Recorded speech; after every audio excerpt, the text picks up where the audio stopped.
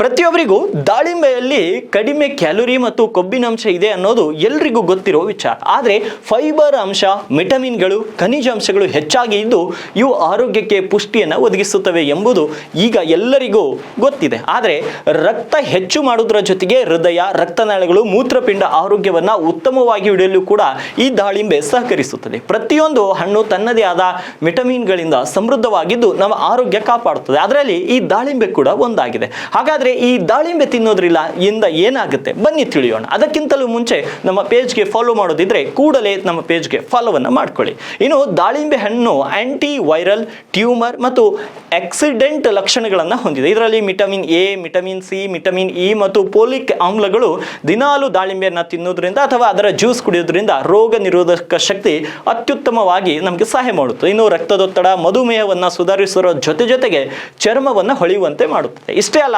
ದಾಳಿಂಬೆ ಜ್ಯೂಸ್ ಕುಡಿಯೋದ್ರಿಂದ ಅದು ಸನ್ ಸ್ಕ್ರೀನ್ ಆಗಿ ಕೆಲಸ ಮಾಡುತ್ತದೆ. ಚರ್ಮವನ್ನು ಒಳಗಿನಿಂದ ರಕ್ಷಿಸಿ ಕಾಂತಿಯುತವಾಗಿ ಇರುವಂತೆ ನೋಡಿಕೊಳ್ಳುತ್ತದೆ. ಇದನ್ನ ನಿತ್ಯ ಸೇವನೆ ಮಾಡೋದ್ರಿಂದ ನೆನಪಿನ ಶಕ್ತಿಯು ಕೂಡ ಹೆಚ್ಚಿಸಿಕೊಳ್ಳಬಹುದಾಗಿದೆ. ಹಾಗಾಗಿ ದಾಳಿಂಬೆ ಜ್ಯೂಸ್ ಕುಡಿಯೋರಿಗೆ ಈ ವಿಡಿಯೋವನ್ನ ತಪ್ಪದೆ ಶೇರ್ ಮಾಡಿ ಮತ್ತು ದಾಳಿಂಬೆ ಜ್ಯೂಸ್ ಅಂದ್ರೆ ಮೂಗು ಮುರಿಯುವಂತವರಿಗೂ ಕೂಡ ಈ ವಿಡಿಯೋವನ್ನ ಶೇರ್ ಮಾಡಿ.